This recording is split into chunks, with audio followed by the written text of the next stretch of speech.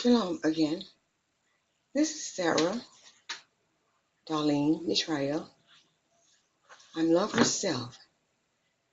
I'm going to attempt to sing two-part harmony of a song that my twin sister wrote when we were very young, right before she was, somewhat before she was, taken, or to be point blank, before she was stabbed and taken off the earth.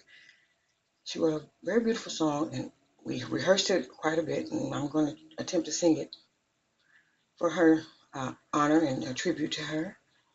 And okay, here it goes. 2, 1,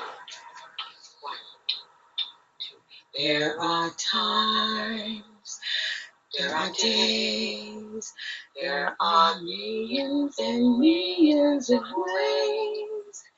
There are hopes, there are dreams, they're alone without certain things. If you find you've been lost in a world that seems so undone, well, after the rain comes the sun.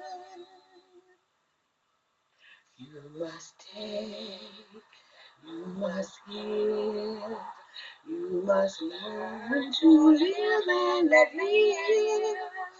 If your world falls apart, ooh, there is always a start.